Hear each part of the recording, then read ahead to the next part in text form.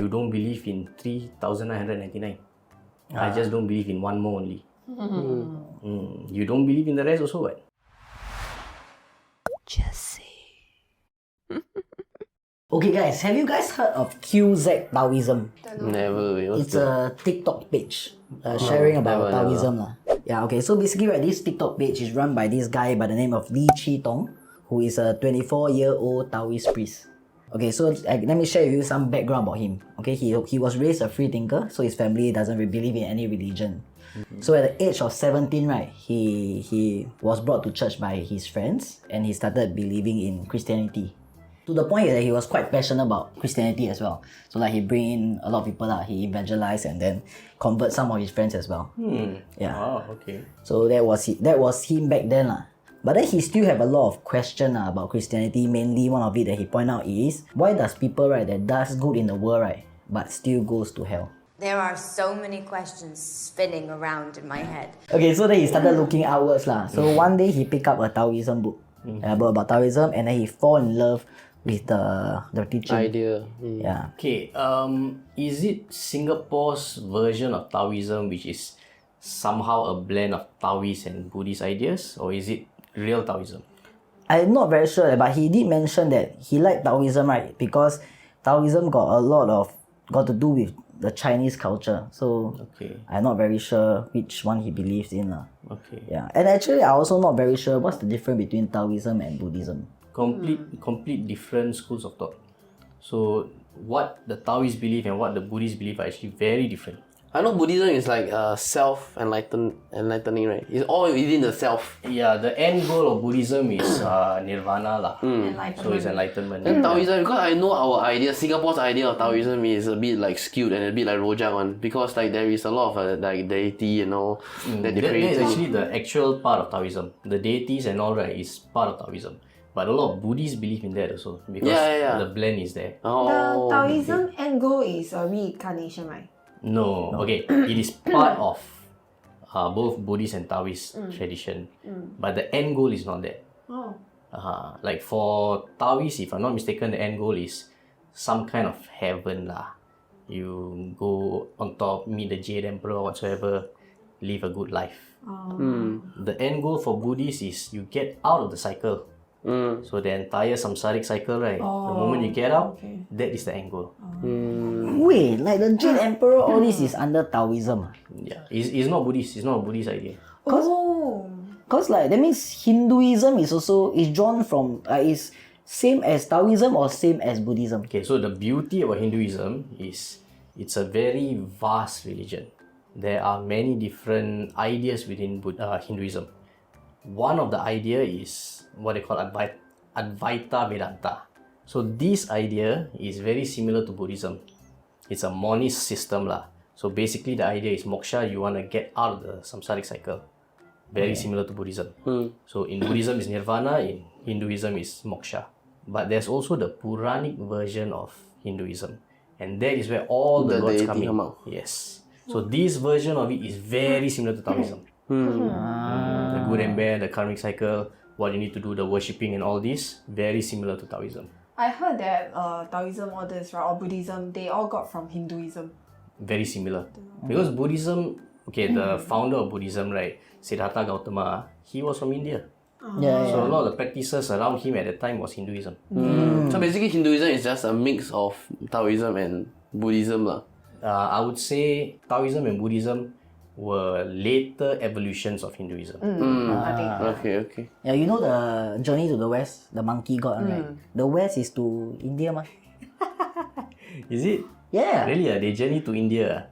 From China to India is the west, ma. That is the story. To get the scriptures, yes, they go to India to pass the scriptures. Not Tibet, man. Tibet lah! Tibet, man?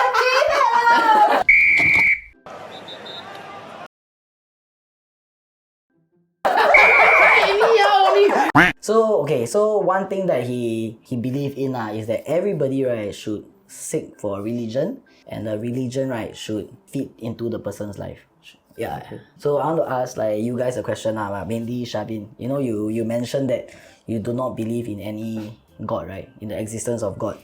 Then only until Like there's a real sign that there's a God that you were willing to devote your whole life to that faith, right? But we also shared before about how we want to raise our kids, and you also mentioned that you want to raise your kids under the Hindu faith. Maybe, yeah. Yeah. Probably.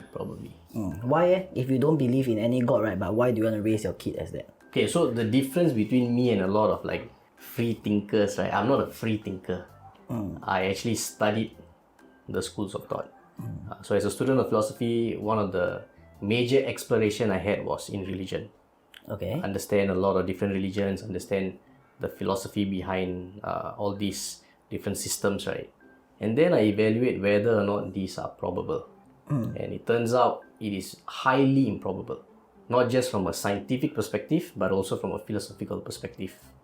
So ideas like the problem of evil and all, and this mainly is contradictory to the Abrahamic religions. Whereas for like Taoism, Buddhism, Hinduism and all, there are other ways to really contradict the religion lah. But that one quite complex, and different sects also got different criticisms lah. So the reason why, despite not holding a belief, and it's not really not holding a belief lah, it is the probability of it actually being real is just too improbable. And a lot of people say like, "Hey, so you don't believe The thing is this, there are like what 3,000-4,000 religions out there. You don't believe in 3,999. I just don't believe in one more only. You don't believe in the rest also, what? Yeah. So why I want to raise the kid with a religion in mind is because there are social benefits to believing in something transcendental. If all you believe is whatever we see right now is that is all there is to life, chances of you going the wrong path is high. When you believe there's something higher, maybe a higher calling, a higher being whatsoever, now you will be a bit more in check. And also in bad times, that hope will still be there, which is what religion really supplies to people. Cause I gotta have faith. I gotta have faith. Because I got to go for faith. Okay, I know that you both also don't believe in any religion, right? Yeah, for like in bad times, last time I tell you when I got stomachache, I always call my akong. But after I convert, I call to Jesus. Yeah. I thought I only heard the akung part. Yeah. But after I convert, I always pray to God, please lah, help me cure. So like in bad times, right, it really helps me lah. And for you guys, when you guys have bad times, for Last you time when I was younger, before exam, when I was younger, I still like, go temple all this because I follow my mom, right? take sweet, right? I do more than that, like I will go with my friends, we are like primary 6, then we will go and pray already, right? We'll go and eat the bihun there, or then we'll do the, they say 6天, we'll do that one, right? Then to see like how we gonna fare in our exams. So I think when I was So it was always fail one. Got the double down one. They should have by default, right? 80% of people who use that Put all will fail one lah. Because if you're going there to check whether you can pass or not, you can't very smart. True. Yeah, so we always go there lah. I think it's because of like family influence right? Then after that, I think secondary I start to stop going. Then I start to, throughout the years, I never really go lah. If I were to go a temple, I will accompany my mom or just that. But during bad times, do you call out for God? No?